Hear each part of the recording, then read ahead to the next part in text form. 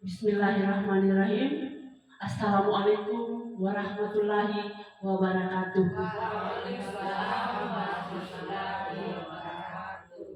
Puji syukur kita panjatkan kehadirat Allah Subhanahu wa Ta'ala karena berkat rahmatnya sehingga kita dapat berkumpul di ruangan ini dalam rangka diseminasi penerapan pemahaman budaya positif. Nah, tak lupa pula kita mengucapkan salam dan salawat kepada junjungan kita Nabi besar Muhammad Sallallahu Alaihi Wasallam yang telah membawa kita ke alam yang cerah seperti sekarang ini. Bapak dan Ibu guru, mohon maaf dan terima kasih yang sebesar-besarnya saya ucapkan karena sempat atau dapat hadir di ruangan ini dalam rangka penyebaran pemahaman penerapan pengalaman budaya positif yang akan saya bawakan kali ini.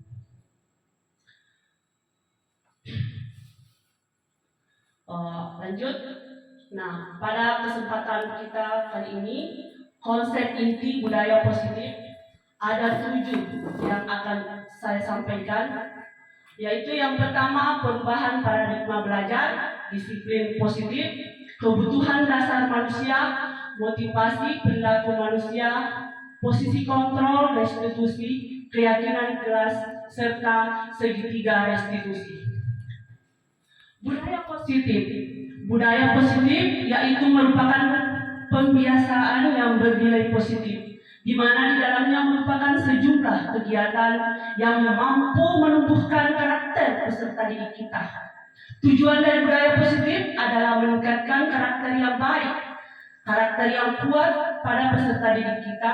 Dengan budaya positif dapat menumbuh kembangkan sikap gotong royong, mampu melakukan kegiatan secara bersama-sama sehingga tercipta kolaborasi atau kerjasama yang baik antar warga sekolah dan adanya rasa peduli satu sama lain. Oke, budaya positif yaitu merupakan pembiasaan. Lanjut, kemudian salah satu tanggung jawab seorang guru adalah bagaimana menciptakan suatu lingkungan positif yang terdiri dari warga sekolah yang saling mendukung, saling belajar, saling bekerja sama, tercipta kebiasaan-kebiasaan baik, dan kebiasaan baik akan tumbuh menjadi karakter sesuai dengan profil pelajar Pancasila. Nah, ada 6 profil pelajar Pancasila. Ada 6 dimensi ya Bapak Ibu. Yang pertama itu beriman dan bertakwa kepada Tuhan Yang Maha Esa dan berakhlak mulia. Kemudian yang kedua, mandiri. Ketiga, bergotong royong. Keempat, berkebinekaan global. 5, bernalar kritis serta kreatif. Profil pelajar Pancasila yang pertama yaitu dimensi beriman dan bertakwa kepada Tuhan Yang Maha Esa dan berakhlak mulia. Nah, kerangka konsep dimensi ini berjalan dengan nilai religius yang telah dikembangkan dalam penguatan pendidikan karakter, di mana penguatan meliputi hubungan individu dengan Tuhan, individu dengan sesama individu, serta individu dengan alam semesta. Di dimensi pertama itu sudah sering kita laksanakan ya Bapak Ibu, karena di sekolah kita ini sering melakukan kegiatan sholat berjamaah ya, dari kelas tinggi, contohnya kelas 4, 5, dan 6 sudah biasa dilaksanakan. Lanjut untuk dimensi kedua. Dimensi kedua yaitu berkebinekaan global yang dapat diartikan adanya rasa saling menghormati, adanya keberagaman. Kebinekaan global juga berarti toleransi terhadap perbedaan. Nah, bagaimana menerapkan kebinekaan global di sekolah? Karakter kebinekaan global di dalam kegiatan pembelajaran yaitu tidak pilih-pilih teman Bapak Ibu. Kan anak kita tidak memilih teman. Kemudian bergaul dengan siapa saja tanpa memandang agama, suku, dan ras. Selanjutnya menerapkan toleransi antara semua warga sekolah. Kemudian tidak mengganggu jalannya peribadatan orang lain.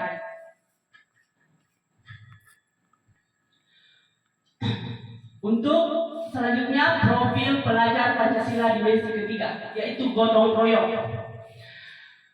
Kemampuan untuk melakukan kegiatan secara bersama-sama dengan sukarela agar kegiatan yang dikerjakan dapat berjalan lancar, mudah dan ringan. Elemen-elemen dari bergotong royong adalah kolaborasi, kepedulian, dan berbagi. Ketiga elemen ini saling berkaitan dan diharapkan setiap murid dapat menerapkannya dalam pembelajaran di kelas maupun di luar kelas. Nah, ini gotong royong Bapak Ibu luar biasa sekali di lingkungan sekolah kita, yang saling baik itu gotong royong antar teman sejawat, baik kepala sekolah, kemudian kerjasama antar guru dengan siswanya, dan kerjasama antara siswa dan siswa. Nah, selain kerjasama itu ada juga kerjasama di luar sekolah, misalkan membersihkan lingkungan sekolah, kelas, dan membersihkan masjid. Dalam hal ini kalau kerjasama antar sesama guru, misalkan saling membantu dalam hal administrasi Bapak Ibu. Kemudian kolaborasi atau gotong royong kerjasama antara guru dengan peserta didik, yaitu dalam hal pembelajaran. Kemudian siswa dalam hal kelompok atau tim tari misalkan, contohnya seperti itu Bapak. Oke, lanjut dimensi ketiga, yang keempat, yaitu dimensi mandiri. Pengembangan pemahaman serta regulasi diri untuk mencapai tujuan dan meningkatkan kualitas hidup. Guru dapat membantu peserta didik agar mampu mengolah pikiran, perasaan, dan tingkat untuk mencapai tujuan bersama. Contoh, sikap mandiri di sekolah yaitu mampu mengatur waktu dengan baik, inisiatif dalam belajar, bertanggung jawab terhadap tugas-tugas akademik, mampu bekerja secara mandiri, mengembangkan kreativitas, penampilan, pemecahan masalah, serta bertanggung jawab terhadap perkembangan diri sendiri. Dimensi mandiri. Awalnya ini Bu, pengalaman saya secara pribadi. Setelah saya lulus berkas administrasi dalam guru penggerak ini, saya sebenarnya berpikir pada saat itu, apakah saya bisa nanti ini. Namun saya ikuti dalam beberapa kekurangan, dengan beberapa kekurangan hambatan, saya tetap mengikuti alur daripada guru penggerak ini. Namun pada akhirnya, alhamdulillah saya lulus. Saya berpikir keras, apakah saya bisa? Namun karena adanya motivasi dari Bapak Ibu yang selalu mendorong saya agar terus ikut saja, nanti di belakang saya bantu, dibilang begitu. Banyak sekali hal yang membuat saya di sini termotivasi. Luar biasa kerjasamanya Bapak Ibu. Ya, saya ucapkan terima kasih yang sebesar-besarnya kepada Bapak Ibu.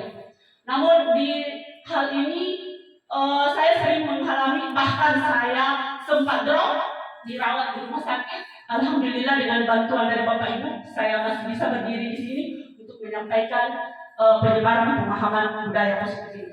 Oke, lanjut. Dimensi kelima, yaitu kreatif. Pelajar Pancasila yang kreatif adalah pelajar yang bisa menghasilkan gagasan, karya, dan tindakan yang original. Mereka juga memiliki keluasan berpikir dalam mencari alternatif solusi permasalahan. Dia kreatif dalam di sini guru ini harus kreatif Bapak Ibu dalam menyediakan media pembelajaran untuk anak-anak kita agar mereka tertarik belajar. Bahkan untuk alfa saja dia tidak mampu untuk alfa Bapak Ibu. Oke, lanjut. Dimensi keenam, bernalar kritis, yaitu kemampuan untuk berpikir logis dan sistematis ketika akan mengambil suatu keputusan maupun dalam menyelesaikan masalah tertentu. Contohnya, bagaimana setiap siswa memperoleh dan memproses informasi serta gagasan, menganalisis sekaligus mengevaluasi proses penalaran yang terjadi dalam pikiran, merefleksikan pemikiran dan proses berpikir itu sendiri, serta mengambil keputusan sebagai hasil dari proses berpikir. Bernalar kritis ya Bapak Ibu. Oke.